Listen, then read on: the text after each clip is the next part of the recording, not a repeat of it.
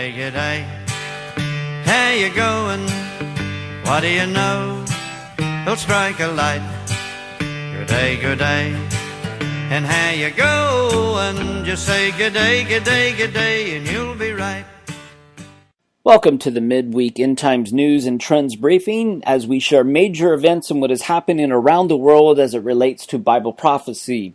Today's date is May 25th, 2016. I want to say thank you so much for joining with us in this journey on a weekly basis and how we get to inform you and minister to you and share some of these events, and we get shout outs from all over the world. So mucho gracias from the group in Mexico. Thank you for your emails from all across the United States, the kind emails and responses, and how we can be praying for you guys. We're so blessed to have such a great group of people that we can weekly gather together with. We have a great team here that is helping us get this ministry together on a weekly basis, that performs tirelessly behind the scenes and doing research to providing the support that is needed for a ministry like this. So thank you for joining us and partnering with us.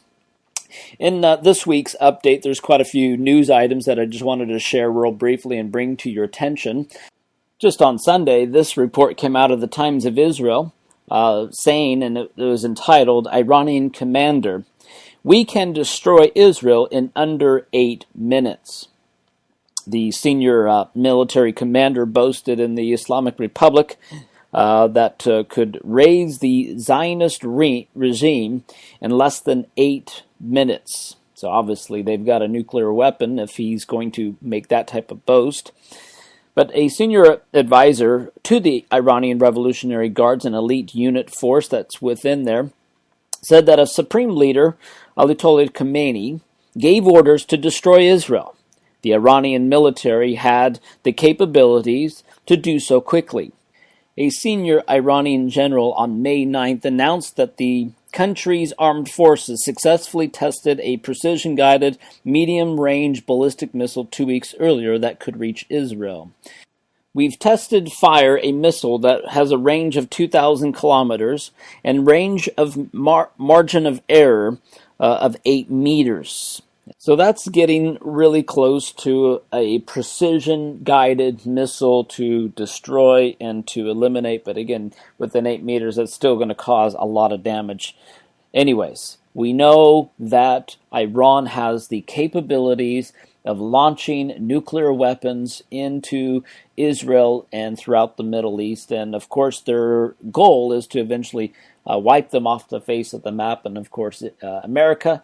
But again, America is going to implode because of its moral corruption more than a nuclear attack or an EMP.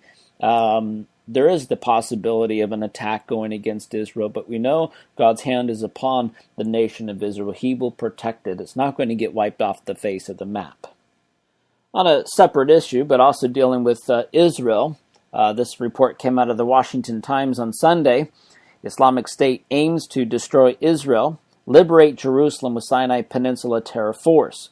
With a media blitz, according to the article, it says that the Islamic State has set its sights on the Egypt's Sinai Peninsula as the next shot to expand its empire and establish a base from which to attack neighboring Israel. The terrorist group propaganda units have gone into high gear for recruitment this month to build a force in Sinai large enough to one day conquer Jerusalem, the same way the fighters took over large parts of Syria and Iraq. Last week, Marine General Joseph Dunford, chairman of Joint Chief of Staffs, warned of the Islamic State presence in Sinai, where the group have been placed as many as 1,000 terrorists. The general's concern is a signal that the U.S. faces another war front against Islamic State in addition to Iraq, Syria, and Libya. More than a dozen Islamic State media arms in Iraq and Syria have produced videos narrated for those who have hardened jihadis who are sure likely on the U.S. kill list for daily airstrikes. Islamic State propaganda promises recruits that they will one day liberate Jerusalem and end the state of Israel, according to analysts by the Middle East Research Institute. which tracks jihadi communication. The Egyptian army, the force standing in the way, is threatened with beheadings if soldiers continue to fight. The group's ultimate game and goal is to bring down governments in the region and expand its so-called caliphate or Islamic State.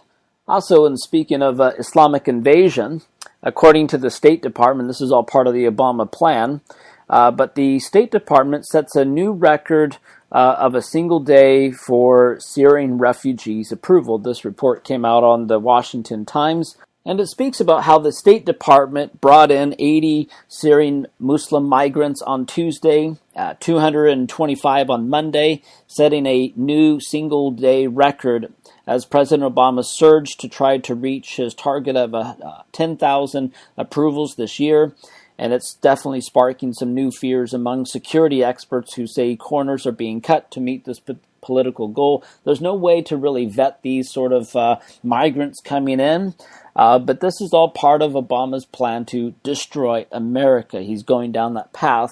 But what's even scarier is that if Hillary Clinton gets in, under her plan, there's going to be an increase of 500% that are going to come in as Muslim migrants.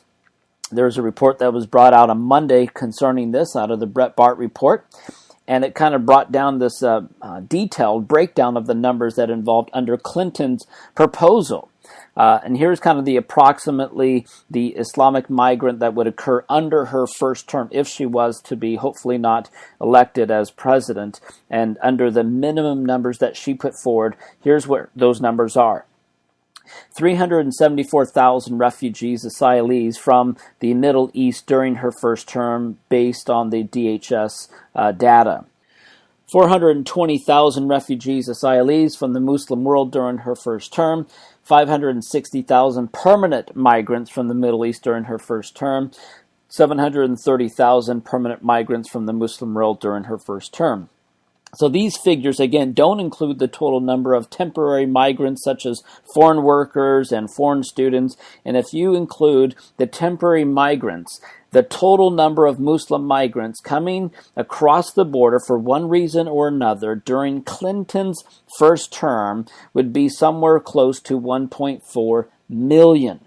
And again, the country cannot even sustain supporting that many more people. That is going to bankrupt financially the states, which it's already going to be bankrupt. And again, as we mentioned on Sunday's update, how by the time Obama's done with his last day in office, the national debt will have doubled since his time in office to $20 trillion.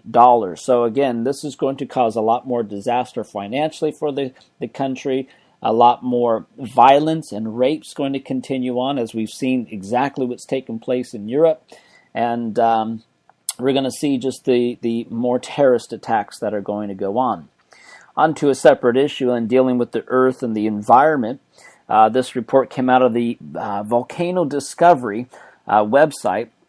Also, Charisma News brought a similar opinion piece on it. How there's 40 volcanoes that are erupting right now as the earth crust is becoming increasingly unstable. And again, we're seeing just on a weekly scale, not only the number of earthquakes that are going on a daily basis and the magnitude of those increasing, but the number of volcanoes that are erupting all over the planet, especially in Costa Rica and Indonesia and other parts of the world. And so it's getting worse and worse. We're seeing these sort of things happening, from the flooding to the hurricanes and tornadoes, and the disaster is getting worse and worse. And so the world is progressively getting to where all these natural disasters that people cannot sustain life anymore, from the earthquakes, the disasters that are happening there, the flood damage, the volcanoes wiping out cities, the whole list of other things go on concerning these sort of environmental and earth issues. On to a religion issue, as the Pope is pushing for the eventual one world religion. We mentioned on Sunday how the Pope was going to meet with his top imam. Well, that meeting has already taken place. This report came out of the Yahoo News, how Pope and top imam embrace an historic Vatican meeting. So Pope Francis embraced the Grand Imam of Cairo at the Vatican on Monday in a historical encounter on both sides hope to lead to a greater understanding and dialogue between the two faiths. So he goes on to say how this meeting, how we need to take a joint stance and hand in hand and to bring happiness to humanity. Divine religions were revealed to make people happy, not cause them hardship. And what is happening is both the Catholic Church and the Muslims will continue to spread false doctrine, compromise, and will eventually come together and join forces to become a one-world religion. And this is one of the many steps in that process. Onto a moral depravity issue, the Obama administration, which is not a shock. Again, you see the corruption morally of this particular administration, but how they appoint a transgender individual to Advisory Faith Council. This came out of the Christian Headlines on Monday, May 23rd, and how President Obama has appointed a transgender individual to serve on an advisory council of faith-based and neighborhood partnerships, according to Breitbart report.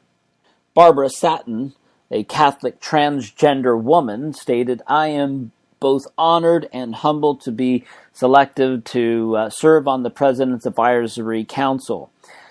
Given the current political climate, I believe it's important to have a voice of faith representing the transgender, non-gender conforming community, as well as a person of my years, nearly 82, to be present and heard on these vital conversations."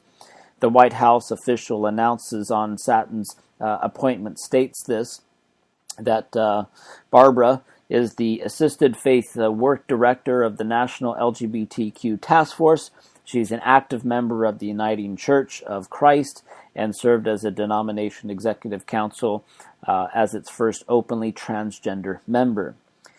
Later on, the article talks about how an interview with LGBT Religious Archives Network, Satin said that she was raised as a boy in a Catholic family. She struggled with her gender identity throughout her younger years. She attended a Catholic college, also serves in the U.S. Air Force. While still identifying as a male, Satin married and had 3 children. In later years, she began to fully explore her transgender identity. She said that she chose the name Barbara Satin because Barbara was the name of the first gal that she felt attracted to, and satin was the fabric of her life. And so, although identifying as a woman, she's never undergone medical or surgical treatment to become more like a woman. And as we continue to see this particular issue increase and distract around the world, even going up to Canada, this report came out of the Christian Headline News on Tuesday, how Canada has this new bill that poses jail time for anti-transgender speech. So Canada has introduced legislation that would make hate speech against transgender individuals a crime punishable with jail time. According to the Christian Post, Canadian's Prime Minister, who leads this Liberal Party, it's a Liberal here in Australia is Conservative, Liberal there is anything anti-Christian, anti-moral values, anti-biblical, anti-God. That's what this Liberal Party, like our Democratic Party in America, introducing this type of bill. So he introduced the bill stating, as a society, we have taken important steps toward recognizing and protecting legal rights for the LGBTQ2 community from enshrining equality rights in the Canadian Charter Rights of Freedoms to the passage of Civil Marriage Act. This was a speech that was done on May 17th. There remains much to be done, though. Far too many people are still face harassment, discrimination, and violence for being who they are. It's unacceptable, end quote. He will protect this type of community, but he will not protect the Christian community. Again, the Christians are being harassed. The Christians are being discriminated against. The Christians are having violence against them. So how does this work for the Christian conservatives or any other ones who may not agree with this agenda? Anyways, he says that it's due to its part, the government of Canada today will introduce legislation that will help ensure transgender and other gender diverse people that can go to live accordingly to their gender identity, free from discrimination and protecting from hate propaganda and hate crimes. If passed, a new legislation would amend the Canadian Human Rights Acts to include discrimination against gender identity and gender expression. Canada already has a law banning anti-gay hate propaganda, and in 2013 the Supreme Court upheld a conviction of a Christian street preacher who had distributed flyers against homosexuality.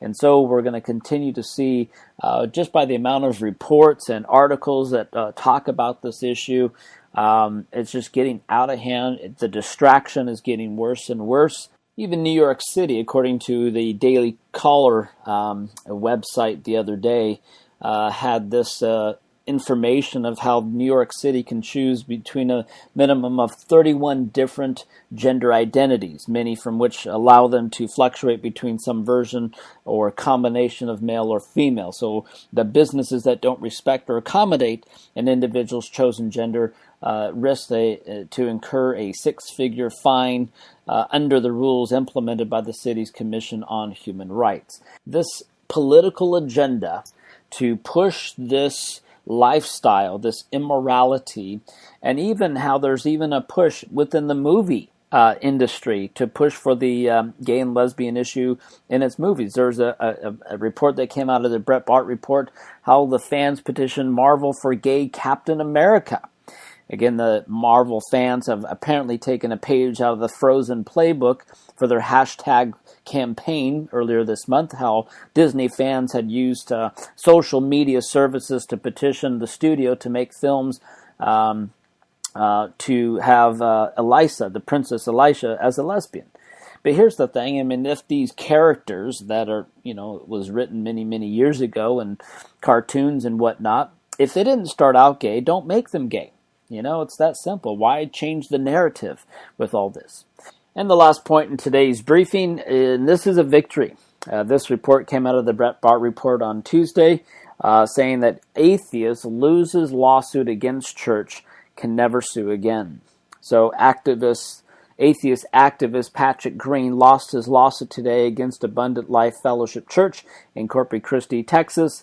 A church representative of First Liberty Institute admitted that his lawsuit was baseless and submitting to a court order never to bring such frivolous lawsuit in the future. Green was suing Abundant Life when the pastor started building a 230-foot cross on his church property. Green's lawsuit claims that the church is erecting a cross on private property is unconstitutional because local mayor and city council members attended the church's groundbreaking ceremony. As detailed in the previous report, Green also records a number of repeatedly bringing lawsuits that many are considered vexatious, meaning predatory lawsuits that have no merit, but are designed to threaten, harass defendants into abandoning actions that are perfectly legal in order to avoid or end the lawsuit. During the court hearing on Tuesday morning before the judge of the 347th District Court, Green entered into a court approval settlement agreement. In it, he confesses that his lawsuit was baseless, without merit, vexatious, and he was also bound by the court's order to stop bringing frivolous lawsuits in the future, lawsuits which are designed to prevent Americans from freely exercising or expressing their faith. The pastor said this in the closing statement, that we are overjoyed that we're able to reach a favorable settlement so we can get back to building the cross and pointing people to Jesus. And that, my friends, is a great victory. And praise the Lord that the judge didn't compromise or give in to the pressure appeasement of the liberal agenda or to have government take away our rights and freedoms, as we see, especially with this Obama administration, doing, and what will happen if Bernie Sanders or Hillary Clinton get in office. So again, it's a very politically charged environment. But Christianity and conservative values are under attack like never before. We need to be ready and equipped as believers. We need to be prayed up. We need to be unified as the body of Christ and gear up for the battle of our faith, especially in these end times. Amen?